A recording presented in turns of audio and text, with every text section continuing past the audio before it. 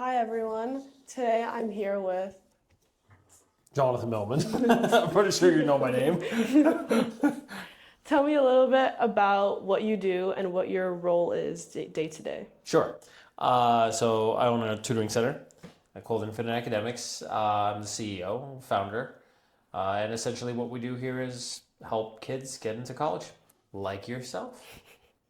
So, how did you get started in this business and what made you decide to pursue this path?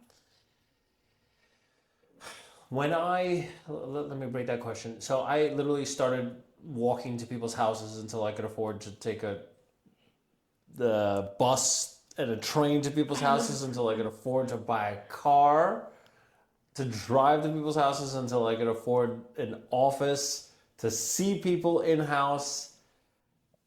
And that's essentially how I started. Why did I start? Because I felt like there was a massive educational gap between high school and college. I experienced that gap firsthand, and I felt like I wanted to make a difference and I wanted to close that gap. I wanted to help kids get into the schools of their dreams. I knew what higher education really meant, and I wanted to have them experience what I experienced. So it was really, really personal for me. Okay. So, when you were first starting out and you obviously didn't have a lot of the resources that you might have wanted, like how did you manage a lot of like your time and your money and priorities that you had? Well, it's easy to manage money when you don't have any. um, Priorities. Let's see. My priority was let me survive today so that I could see tomorrow. Okay, that's essentially how that went. Essentially, when you're first starting out, you don't know what you don't know. That's always way. At least that was my experience. And when we're venturing into the depths of the unknown, we have no clue. Like, when I first started, I was like, I didn't even know I could hire employees. Like, I didn't understand what that meant. I was just kind of like, all right, I'm gonna do this, the other thing, all day, every day, 7 days a week until I can actually make it go. And hopefully, people will pay me for my services. That's essentially what wound up happening. I was just Okay. hoping to God.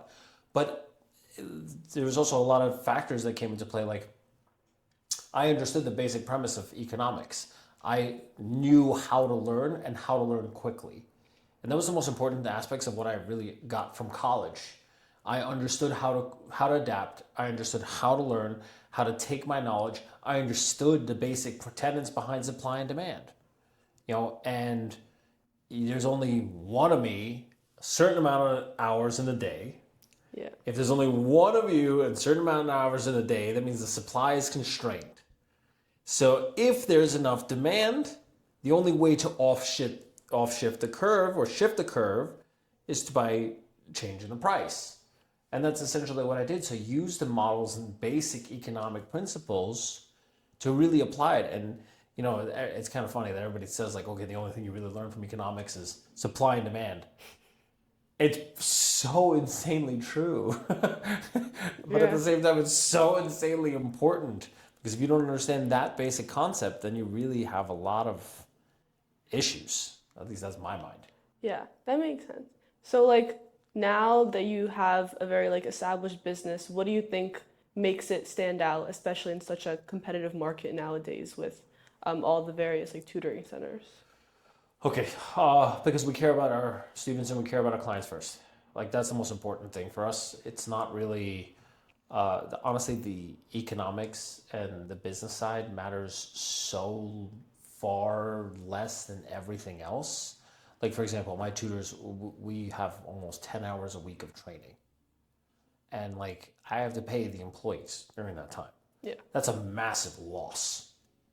So we spend all that time training, going through problems, breaking down different concepts for what? It's not for our economic benefit. Let's be really clear. Most normal human beings, or rather CEOs or employers, would say absolutely not. That's insane. Why would I spend literally 25% of time where they can be generating revenue into literally training protocols? But that's what we do. I care about people first because I've never wavered from this. if you take care of the customer will always wind up taking care of you. And that's like not always true, but it's like 95% true. At least that's my experience. So for me, it's product first. In my case, I guess it's a service. Um, Service first, and then everything else. So if that's what makes us stand out, and that's what gets us the results that we want. So do you think people is what matter the most in building a successful business, or are there other factors that may be drawn No, into there's that? other factors. People are important. Don't get me wrong, you definitely want A players on your team. You definitely want to work with really, really strong individuals. You want to understand like how to create an organization, how to function within an organization, because every person is going to be super different. And it's hard because you have to understand each and every person's different psyche, what their motivations are, whether they're having a Yeah. good day or a bad day. Like one of my tutors will come in and have like a really, really shitty day. Well, it can show on the students, you know what I mean? So like Yeah. then we like have like a little powwow and a sit down and kind of like let's get going, put a smile on your face, get motivated because it's really just about showing up for them because it's we all have bad days, we all have whatever else going on in our personal lives, but that doesn't matter. People is important. Process is probably equally important. It's people and process, really. Like that's really the key thing here. At least in my stage of business. Like there's different levels to this, obviously. But if you have processes down and you have something, I would say the third thing is culture. People, process, culture. And I'll define each and every single one. People is just like whether or not you have the right people that are willing to live with you and die with you. Okay, like whether or not you have a real team or not. Because really it's more about loyalty. It doesn't matter if one of your employees kind of screwed up or whatever, made some kind of mistake. Like this is human stuff. Okay, this is totally normal. Lost a student here, lost a student there. Yeah, like this happens. This is totally normal. What matters here is how do they come back from that and how do I react as a result. So that's really where it's important when it comes to people that like that sense of loyalty and hard work and dedication. Those are all really important factors. Process is like, okay, what do we do on a daily basis? Like if somebody made a mistake, okay, what happens as a result? Who do they report to? Or are they just going to hide it? Right? Yeah. Because the worst thing is like hiding it. Like I was actually I had a meeting with the front desk today, and about 6 weeks ago I implemented like a brand new coordination systems where we're going to keep track of each and every single one of the students. And everybody was like, absolutely not. This is so much more work. I can't believe you're making us do this. It was one extra form. Okay, yeah, it's going to take like 5 minutes per new intake. We found like 35 students today that were just like never called back, never followed up with. And it was like, well, that's a process problem, right? Because, they thought they were doing a perfect job, but reality is they weren't. So when I started asking about them, and it was like all of a sudden, like, oh, we had to make those changes, we have to shift it, and we have to figure out exactly what's going on. Because if one part of the business can only move as fast as like its weakest link, and if one department is lacking or doesn't have the right processes in place, because we have an amazing front desk. I think our front desk is fantastic people. But the process from the management side sucks until I put that in 6 weeks ago, and now all of a sudden they have a better process. And that's part of the thing. And the last thing here is culture. A lot of people don't understand what culture means in a workplace. Culture is like what employees do when you're not watching. So like I feel like every employer bitches about the same thing. If I leave the business, all my employees do nothing. The entire business shuts down. And the only thing I have to say to them is like, okay, your culture sucks. Yeah. That makes sense. Your culture just sucks. It's like you need to be able to be out, like gone. I'm not saying it's going to grow as fast without you, obviously. Okay, you're the driving force, right? The CEO and the founder is always the driving force of the business. So you might not experience this fast growth, but like the business needs to be able to operate without you. If it doesn't operate without you, you don't own a business. You own your job. It's a good way of putting it. And it's like really not. I mean, like I guess you make a lot of money. I guess that's the idea. But I see so many people falling into that trap of like, I own my profession. good for you. And Yeah. you work 10 times the amount. You're not making any kind of impact whatsoever. And are you really doing this just for money, or are you doing this for like a purpose? Yeah, because if you ask every single business owner, usually what happens is when they first start getting into it, it wasn't because of money. It's because they actually saw a problem and they wanted to find a solution. But then it becomes so much more about, I need to make money, I need to make payroll, I need to do this, I need to money, money, money, money, money, money, money. And then all of a sudden it becomes literally a conversation only about money. And that's a dangerous road. Yeah. Yeah, money's important. It's like the blood of the business. No blood, no life. But it's not why you got into the business in the first place. So that's the key thing here. So yeah, people, process, culture. That's my opinion. So it seems like you've like learned a lot throughout your business and like throughout growing it. And so what advice would you give to like kids my age that want to get involved in it that maybe haven't went through everything that you have and like haven't gained all those skills yet? Oh, okay. So like, there's this big misconception of like right now, especially if you follow TikTok trends and Instagram and Facebook, it's like, okay, don't go to college, it's not worth it. Okay. Here's like my problem with that. You don't have to go to college in order to be successful. You don't have to do anything in order to be successful, right? You can go and play a lottery and you can make a ridiculous amount of money, okay? Go and buy some Bitcoin, 20 years ago and all of a sudden make a ridiculous. It's like, we're talking about statistics here. And for a student your age, in order to be successful, like the quickest path is to find a mentor and follow that mentor until the end of the earth. Whatever it is that you want to do. For example, like if you have aspirations of going into massive businesses, right, as you do, I would be like, okay, who are the top 10 CEOs that I would love to be like?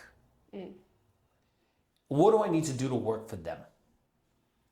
Right? Because you can't be them, Yeah. right? Not right away. You need to learn from them. But what do I need to do to get a job for them, right?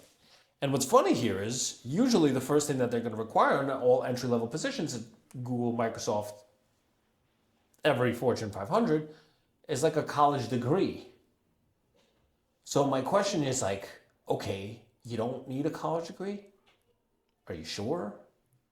Like, you know what I mean? So statistically speaking, it's so unlikely for you to become like a famous influencer who's just going to sell their product, or the entrepreneur from the womb. Yeah, sure, entrepreneurs don't need to necessarily go to school. They'll figure it out.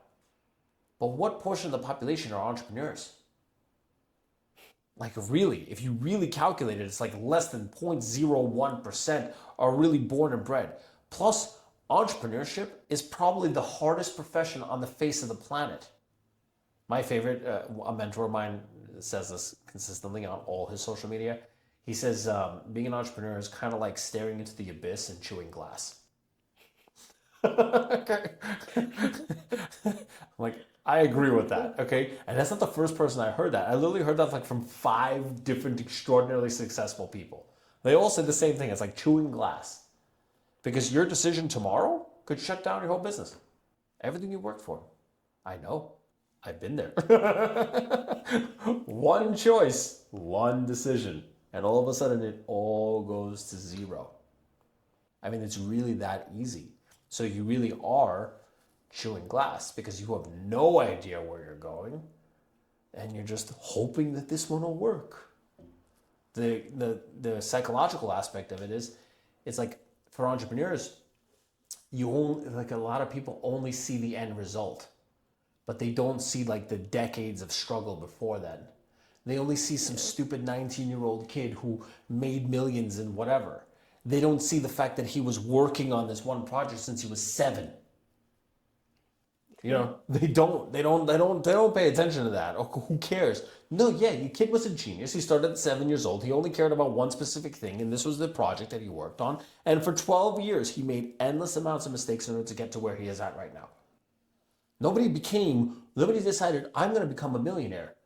Click a button the next day. All of a sudden, I'm a millionaire. That doesn't work like that.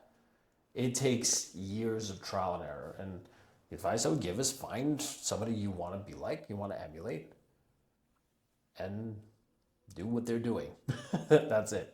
So you talk a lot about like education, the importance of it. So for you personally, how has your education shaped the way that you approach your business? It changed my life. Knowledge is so knowledge is power if you are going to use it the right way. So the application of that knowledge is actually really where the power comes from, but regardless of the situation, knowledge is what's going to make or break you. Knowledge is what's going to make you competitive in the marketplace. Like a lot of people think, oh, if I work harder than everybody. Yeah, working hard is good. Working hard is really important, but up to a certain point. Working smarter might get you to the point faster because a lot of people go in circles, right? Like I've seen this song and dance like so many times. I get this a lot with my students. So I'll give you a perfect example. Let's say, for example, actually, I had recently had a conversation with a parent about this. Her daughter was in dance for like 2 years. Said, I'm bored. Moved into piano for 2 years. I'm bored. Went into tennis for 2 years. I'm bored, right? I was like, okay, well, my first question to you is your daughter like an Olympic level dancer or whatever, extraordinarily competitive dancer, black belt champion, whatever? No. Okay. Was she a renowned pianist? No. Is she famous at any of the things that she's ever tried? No. So how could she be bored? Right? Like, because there's, again, different levels, right? You get to a certain level of competition, you're no longer bored. It's just hard as hell. So I was like, okay, your daughter's clearly defining bored with this is really hard. Okay, that's essentially what it's becoming. And then you just drop it and you do something else. And you drop it and do something else and drop it and do something else. And when we drop something and do something else, we go into like unformed optimism. This is so cool. I could be so good at this, right? When you first start playing tennis, this is so cool. This is so easy. I could hit the ball over the net. This is not a big deal. And then all of a sudden you get Yeah. to a certain point where you're like, oh, they're really good. Yeah. And then you say, okay, well, I want to do something new because it's easier. You're right. If you jump ship, it's easier. But that's not where success really is made. Success is made by doing the same thing over and over and over and over again and just never stopping no matter how much life kicks your ass. Yeah. Okay. Thank you.